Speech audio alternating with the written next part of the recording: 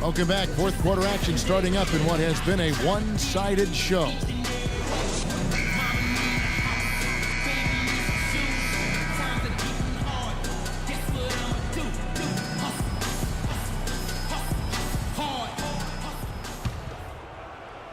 Seattle leading by 18. A moment now to reset the lineups, brought to us by Gatorade. All fueled up here for the fourth quarter. On the court for Seattle, we've got Thompson. Also, Q out there. Tiny out there with Isaiah Cannon. Offensive rebound. Right wing. Fires the three. And that one's good. And Seattle leads by 21. Gotta be demoralizing. They desperately needed a stop, and instead, they give up a triple on an open look. Tolliver kicks to Caldwell Pope. Feeds it to Tolliver. And there's a call on Tobias Harris. That's his first foul, and that's good. Anthony Tolliver for three. With the success they've been having from the three-point line since halftime, I'll bet you that scoreboard starts to look a lot different real soon. Partner, that's assuming they can continue that hot shooting. But if they do, and especially if they can get a few stops, you have to think they'll make this thing interesting. Caldwell Pope. That's good, and it's Jackson with the assist that time. He always knows where his teammate's going to be, and Kevin, that's will let him put the ball where he wants it, right waiting for him. And the Pistons making a change here. Baines is checked in. Pistons trail by 16. Harris dishes to Jackson. They set the screen. Over to the left wing. Drills the three-pointer. Caldwell Pope's got 17 points here in the second half. Yeah, one of the few bright spots for his team. I mean, he's had a very efficient offensive performance. No telling how much larger the lead would be if it wasn't for his shooting. I mean, come on, this guy's kept them in it. Tolliver for three. And it's Seattle with the rebound. Q's got 5 rebounds tonight. Thompson in the corner. Shoots the three. It falls for his 5th field goal of the night. Now shooting 5 for 8. And that's sort of been the story here today, hasn't it? Jackson against Smith. And the whistle blows. It's going to be on Ish Smith. That's his 4th foul of the contest. And that's his 4th, and no doubt he would have liked to have not gotten it this soon.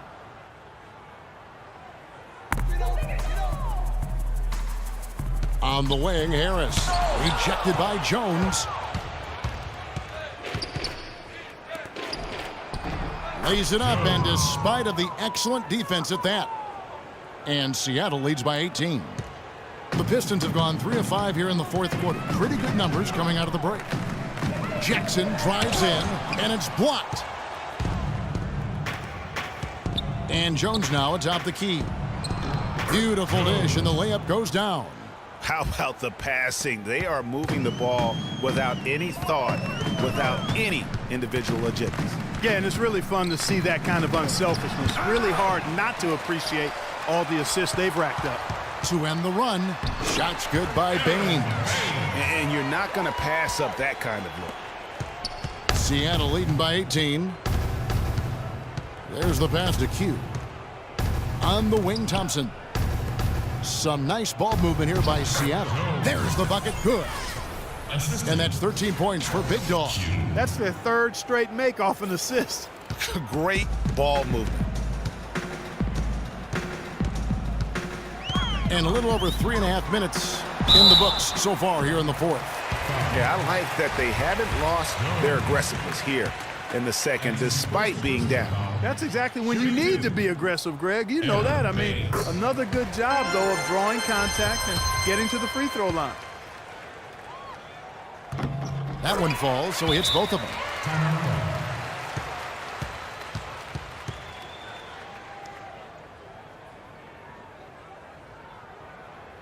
Seattle calls timeout. Over 3.5 minutes through the final quarter now. Seattle has gotten off 4 three-pointers in the final quarter, and 2 of them have fallen. That's good. 8 points for Smith. Really aggressive play there, taking it to the rack against the big fella. You know, Greg, aggressiveness is really the only option when you're on the wrong side of the size equation. There's the pick. Jackson kicks to Caldwell Pope. Out to Harris. Shoots from 12. Bounces high off the rim and drops. Here's Smith.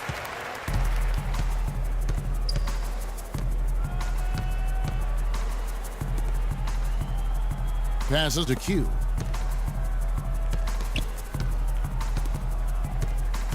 To the wing right side. Shot clock at 5. Smith for 3, and that one's good. Smith's got 5 points in the quarter. They've stepped up their three-point shooting game in the second half. They're letting it fly out there with reckless abandon. Not lacking in confidence, and I really like that. Sometimes you see teams get conservative once they get a lead, playing not to lose. Well, he had 1 3-pointer in the first half, but so far in the second, he's come up with goose eggs. No good from the wing. Pistons trail by 21. It's Jackson with the drive. Again, the Pistons good for 2. I tell you, he has some impressive moves in his repertoire. That's as good as it gets, but just one of many. Stolen by Jackson. Harris outside.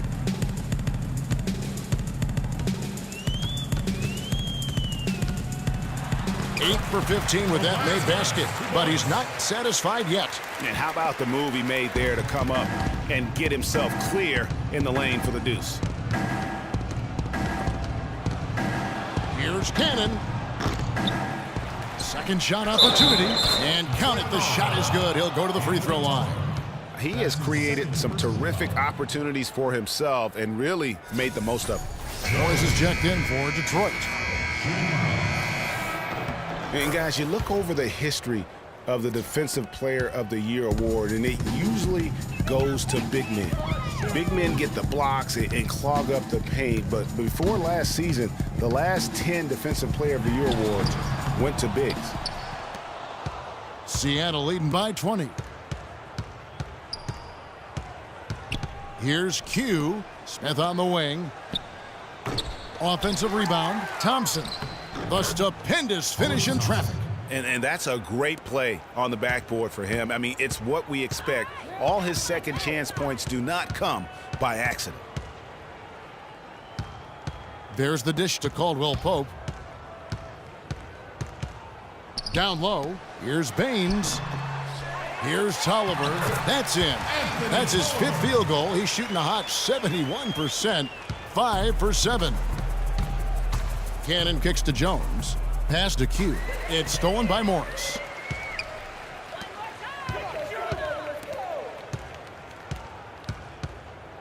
Morris with a screen on Smith.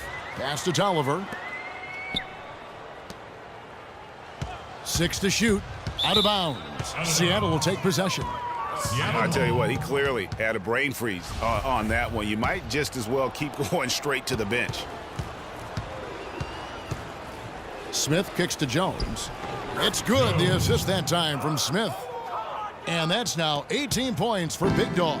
It's really been a tale of 2 halves, guys. A slow start, but this quarter, he has really been the man.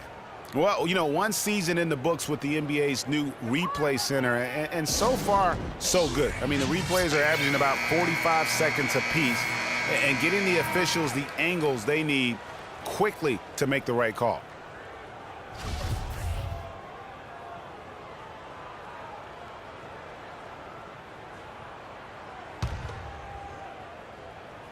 It's stolen by Smith. Right wing. Here's Q, and it's Seattle with another. And with the new replay center, the league also going for more transparency. People expect it now, Clark, and they're officiating. Yeah, and I don't mind that. Evaluating the most scrutinized calls and non-calls of the games in those last 2 minutes, that's a positive. Things are continuing to change, I think, for the better in that regard. First one falls for him.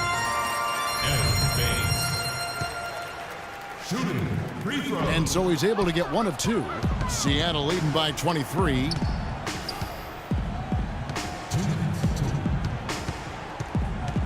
He dishes it to Cannon. Whoops, anticipated the pass. Turnover.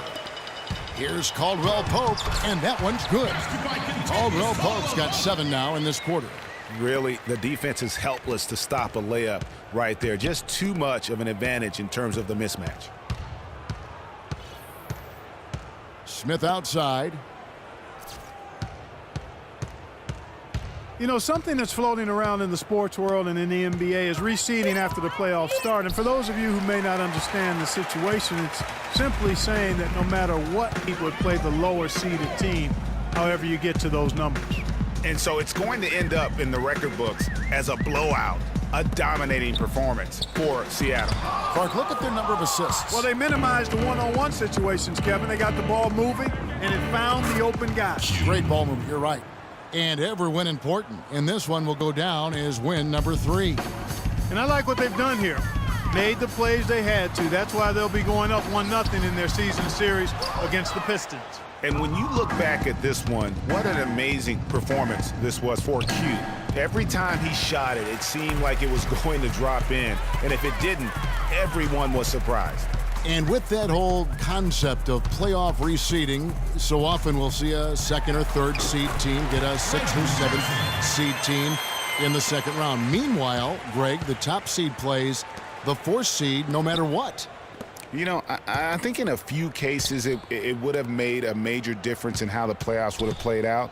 And quite frankly, I think it also puts more value on the regular season if that number 1 seed could play a 7th seed, if you will, in the 2nd round. So I think that's something that the commissioner and the competition committee might want to reassess.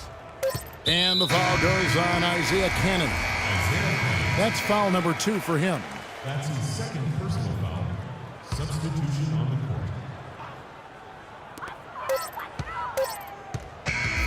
So no problem for Seattle as they get the win. This crowd was stunned by the manner in which their team was dismantled. You know what? Shocking. I don't care what the matchup is. You never expect a road team to come in and just cruise to the kind of win they did tonight. And that'll wrap it up, folks. This is Kevin Harlan saying thank you for tuning in. And now time to go to Ernie Johnson, who's alongside Shaquille O'Neal and Kenny the Jet Smith. The 2K Sports post-game show.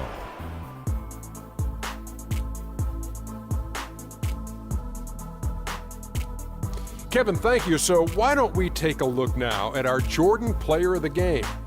Talk about lighting it up in the 2nd quarter. My word, that was just huge, and the impact carried them through the entire game. Shaq, your thoughts? There was nothing they could do to slow him down, Ernie. Man, go into a building on the road and completely control the action like he did, only a few players could do that, Ernie. I'm impressed. He flat out dominated. I mean, you see the kind of plays he was making all over the court. This is the game, no matter who they put on him, he wasn't going to be denied. His offensive power was in full effect. And that'll do it for tonight. For Kenny Smith, Shaquille O'Neal, Kevin Harlan, and our illustrious 2K Sports crew, this is Ernie Johnson. Have a good night, everybody.